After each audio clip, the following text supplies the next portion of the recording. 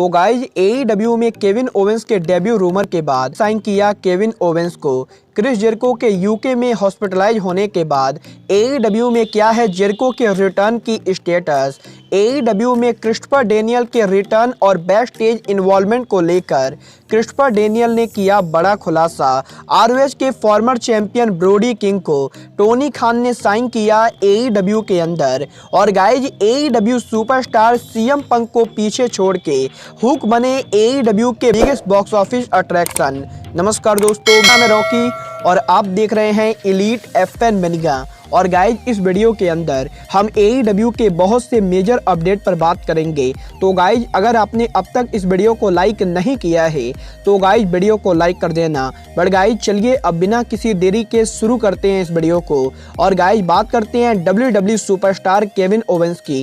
यार बात करें यहाँ पर केविन ओवेंस की तो गाइज जैसा कि आप सब जानते होंगे पिछले कुछ महीनों से केविन ओवेंस के एईडब्ल्यू में डेब्यू को लेकर सोशल मीडिया पर काफी सारी रूमर चल रही गई। और गाइज यहाँ पर इन सभी रूमर्स के बाद अब डब्ल्यूडब्ल्यू ने इन सभी रूमर्स को टेक डाउन कर दिया है, क्योंकि गाइज यहाँ पर डब्ल्यूडब्ल्यू ने केविन ओवेंस को डब्ल्यूडब्ल्यू के अंदर multi year new contract offer किया है। और गाइज डब्ल्यूडब्ल्यू के इस बड़े कॉन्ट्रैक्ट के बाद केविन ओवेंस ने डब्ल्यूडब्ल्यू के साथ री साइन कर दिया है। और गाइज केविन ओवेंस अब डब्ल्यूडब्ल्यू को छोड़ के ना तो ए और ना ही और किसी कंपनी पर जाएंगे। और गाइज केविन ओवेंस ने डब्ल्यूडब्ल्यू के साथ new multi year contract sign कर लिया है। गाइज आपको क्या लगता है केविन ओवेंस के डब्ल्यूडब्ल्यू के साथ री साइन करना सही है या नहीं, आप सब मुझे कमेंट करके बताइए। बट गाइज बात करें यहाँ पर न्यू साइनिंग की तो गाइज इस हफ्ते एईडब्ल्यू प्रेसिडेंट टोनी खान ने एईडब्ल्यू के अंदर एक और बहुत ही बड़े सुपरस्टार को साइन कर लिया है।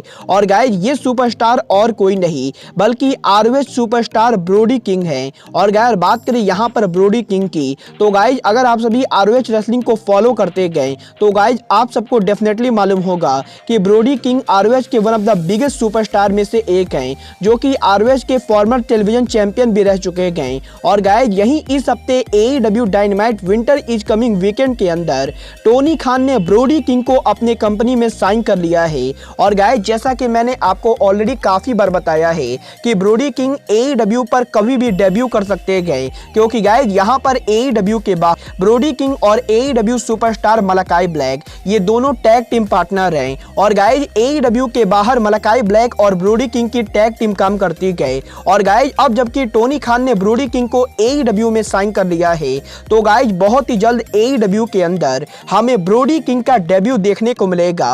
और guys possibly next week AEW Dynamite holiday bash के ऊपर ब्रोडी किंग एईडब्ल्यू पर उनका डेब्यू करे। और गाइज एईडब्ल्यू के अंदर हमें ब्रोडी किंग और मलाकाई ब्लैक का रियूनियन देखने को मिले।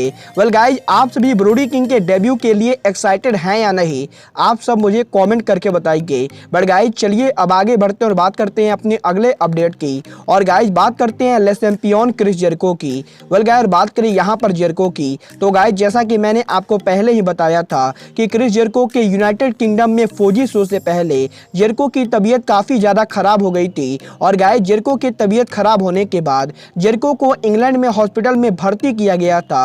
और गाइज जेरिको के पूरे बॉडी चेकअप के बाद अब फाइनली जेरिको को हॉस्पिटल से डिस्चार्ज कर दिया गया है। और गाइज जेरिको ने सोशल मीडिया पर एक पिक्चर को पोस्ट करते हुए कहा है कि जेरिको अब पूरी तरह से ठीक हो चुके हैं। और गाइज जेरिको लंदन में उनके टाइम को एंजॉय कर रहे हैं। और गाइज जेरिको उनके फौजी शो को यूके में और भी करने वाले गए। गाइज देखना काफी ज्यादा इंटरेस्टिंग होगा कि जेरिको के यूके में फौजी टूर के एंड होने के बाद जेरिको एईडब्ल्यू पर उनकी वापसी कब करते गए। बट गाइज चलिए अब आगे बढ़ते और बात करते हैं एईडब्ल्यू सुपर क्रिस्टोफर डेनियल की। गाइज बात करें यहाँ पर क्रिस्टोफर डेनियल की तो गाइज इस हफ्ते डेनियल्स ने उनके लेटेस्ट इंटरव्यू के अंदर एईडब्ल्यू में उनके पॉसिबल इन रिंग रिटर्न और बैक स्टेज इन्वॉल्वमेंट को लेकर बात की गई, जहां पर क्रिस्टोफर डेनियल ने बताया है कि एईडब्ल्यू में इतने सारे बड़े सुपरस्टार के आने के बाद क्रिस्टोफर डेनियल को नहीं लगता है कि डेनियल्स का इस समय एईडब्ल्यू में रिटर्न करना क्रिस्टोफर डेनियल्स के करियर के लिए बढ़िया होगा।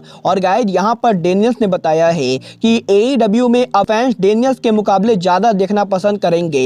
और गाइज यहाँ पर डेनियल्स ऐसा बिल्कुल भी नहीं चाहते गए कि डेनियल्स की वजह से AEW के यंग रेसलर के टाइम वेस्ट हो। और गाइज इसीलिए क्रिस्टोफर डेनियल ऑन स्क्रीन पर काम ना करके बल्कि बैक स्टेज काम करना ज़्यादा पसंद करते गए। और गाइज अगर आपको नहीं पता है तो गाइज मैं आपको बता दूं, भले ही डेनियल AEW के ऑन स्क्रीन पर अपीयर नहीं होते गए, बट गाइज AEW के हर डायनामाइट के पर क्रिस्टोफर डेनियल AEW के प्रोड्यूसर का काम करते गए। और गाइज AEW के बैक स्टेज के ऊपर क्रिस्टोफर डेनियल काफ़ी सारा ऑफिशियल वर्क करते गए, जिसकी वजह से टोनी खान क्रिस्टोफर डेनियल को पे करते गए। और गाइज यहाँ पर डेनियल्स ने कंफर्म किया है कि क्रिस्टोफर डेनियल करंटली AEW के अंदर उनका इन रिंग रिटर्न नहीं करने वाले गए। वेल गाइज आप सभी डेनियल्स की इन रिंग रिटर्न देखना चाहते हैं या नहीं, आप सब मुझे कमेंट करके बताइए। बट गाइज चलिए अब आगे बढ़ते हैं और बात करते हैं प्रो रेसलिंग टीज पर CM पंक के रिकॉर्ड की। वेल गाइज बात करें यहाँ पर CM पंक की, तो गाइज जैसा कि आप सब जानते होंगे CM पंक के AEW को ज्वाइन करने के बाद CM पंक ने प्रो रेसलिंग टीज के ऊपर सभी मर्चेंडाइज रिकॉर्ड को तोड़ दिए थे। जहां पर प्रो रेसलिंग टीज के ऊपर CM पंक ने हाईएस्ट मर्चेंडाइज को बेचा था।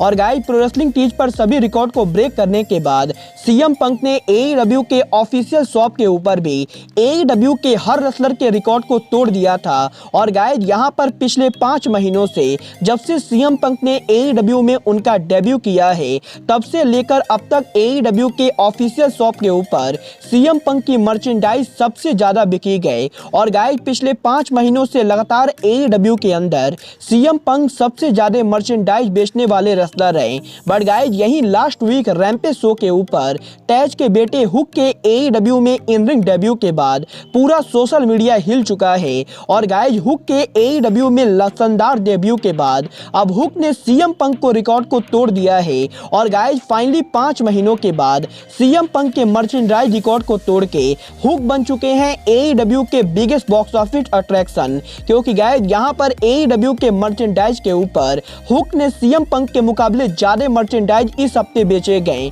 और गाइज इस हफ्ते AEW के ऑफिशियल वेबसाइट के ऊपर CM पंक के मुकाबले हुक के मर्चेंडाइज को ज्यादा खरीदा गया है। और गाइज यहाँ पर CM पंक के AEW को ज्वाइन करने के बाद ये पहली बार है कि AEW के किसी रेसलर का मर्चेंडाइज CM पंक के मुकाबले ज्यादा खरीदा गया है।